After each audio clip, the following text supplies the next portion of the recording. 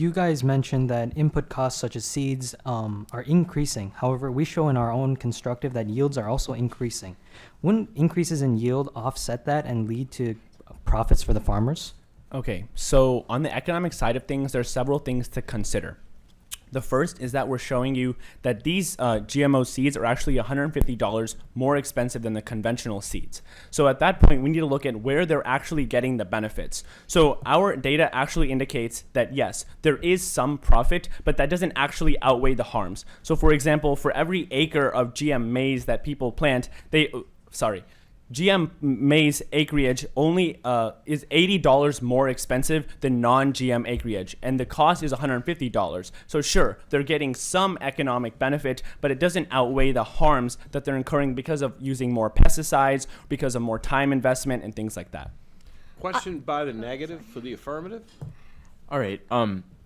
So this is specifically for your social aspect contention. So since GMOs have been around for many years, can you give me an example or quantify how many women have actually moved from the labor-intensive farming sector that you talk about and are moving towards more educational routes? Okay, so we don't have like the specific numbers that you're asking for on that issue, but we do show that net labor costs are decreased by 14.5% as a result of these GMOs. So we're giving you quantifiable statistics there in terms of how much less they will work, but also the evidence from the Global Agriculture Advocate from November 2011 specifically says that as a result of the implementation of GMOs in Southeast Asia, that has had severe benefits for gender equality because it's created employment opportunity for women in rural areas.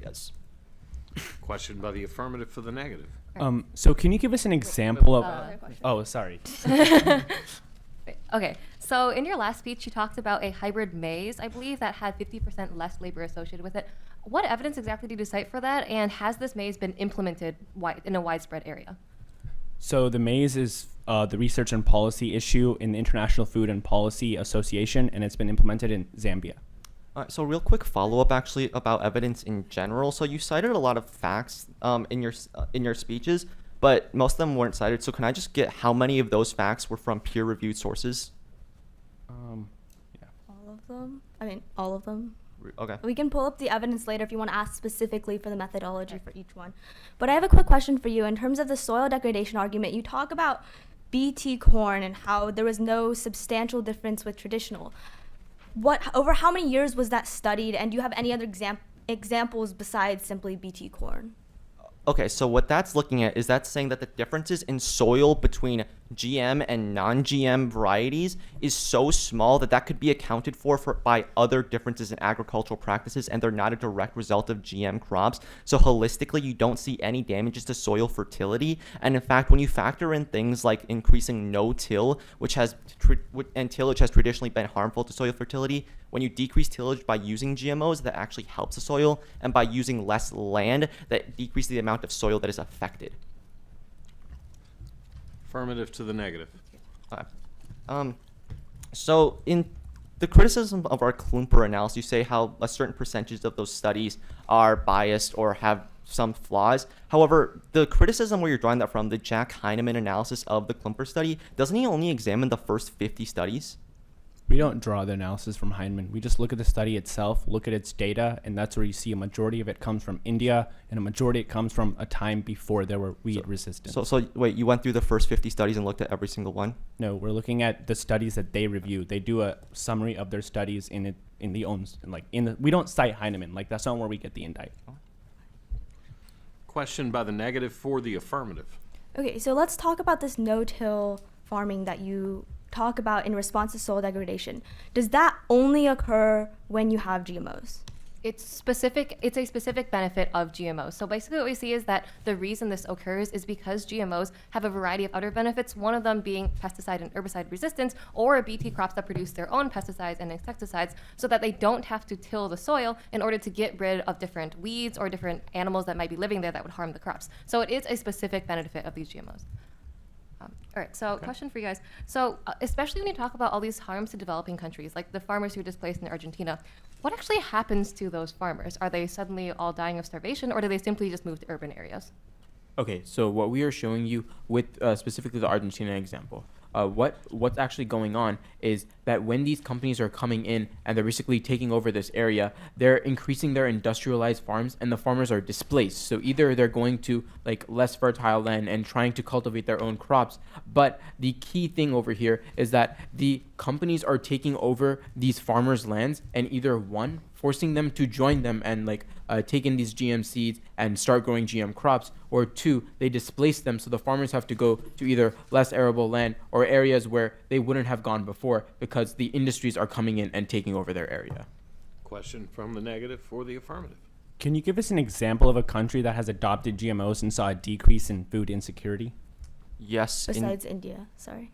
I mean, India is the primary example that we give in the case. I mean, also when we talk about yields, we cite Sexton and Zilberman, who looks at every single country that has implemented GMOs and finds up to like a 65% increase in yields after they were implemented. Question from the affirmative for the negative. All right, so you state all these impacts in the bottom of your second contention, such as counterfeits or Monsanto having a monopoly. What is the actual impact of all of these? Are they actually causing people to become more food insecure? What's the specific example of that? All right, so the specific impact, so I'm just going to group these together and show you what the main reason as to why we stated these things. So first, when you have GMOs, and as we stated at the top of our case, in the current geopolitical climate and the world as a whole, the way GMOs are implemented are with these companies. So if we were to pass this policy, or if policymakers were to vote for the affirmative, then what they would see is these companies coming along with the GMOs. And the reason why that's very bad is because one, they have very high upfront costs. So the farmers are going to be seeing a net loss of profit. But two, they're forcing the farmers to pay a lot of money to buy these seeds. And three, when they have a monopoly of these organizations, it's very, very bad because when they're gaining monopolies of these areas, then they have more influence of what they want to do, and they are profit driven rather than food security driven. When a farmer is making food for themselves, they are driven by the fact that they need food and nutrition to survive. When a company is doing something, they're doing it based on the profit they receive from doing certain action. Question from the negative to the affirmative. So you talk about, sorry. Okay. So you talk about this increase in yields, and then you also talk about this increase in income. Are these increases in income because supposedly you have greater yields and thus you're supposed to have greater profits? I think I didn't answer that. Yes, because these farmers are able to produce more food and able to export these to other countries that need them, they're able to sell these off and offset the costs that that you guys have proposed, and they have increased income, as we cited in our constructives, I believe, that the Klumper and Mateen study found that the crop yields were increased by 22%, and that these net incomes were also increased by 68%, which show that farmers are in fact benefiting economically from these GMOs. Affirmative. Additional questions? Yes, so if there are all these costs, then why are the majority of people in the developing countries still planting GMOs? Okay, you can go. Okay.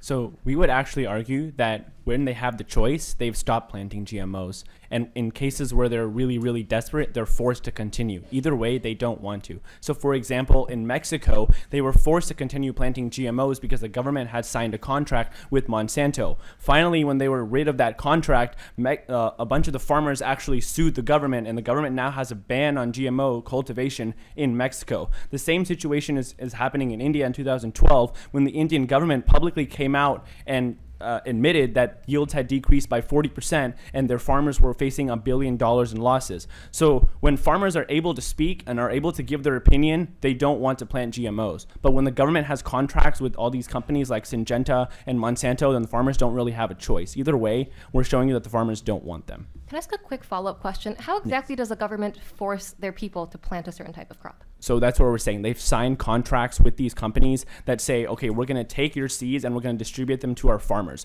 So I guess it's really up to the farmers, but at the point where so for example, in South Africa, they reduced the number of seed choices from 12 to 4, and 3 of them were GMOs. So they don't really have much of an option. Negative. Do you have any additional questions for the affirmative? Affirmative for the negative? So considering that 93% of the growers worldwide are developing small-scale farmers, how big is the impact of this displacement that you're talking about from the big companies? Okay, so a quick clarification of that statistic. First, it's from the ISAAA, which just sells GMOs. Secondly, the 94% card is only referring to farmers in developing countries, not necessarily the small farmers that we are talking about. And furthermore, the farmers that remain in developing countries obviously have GMOs because we're explaining to you that farmers don't have a choice. They can either be pushed out and basically not have farms at all, or they can adopt GMOs, but that doesn't mean they still benefit from adopting GMOs.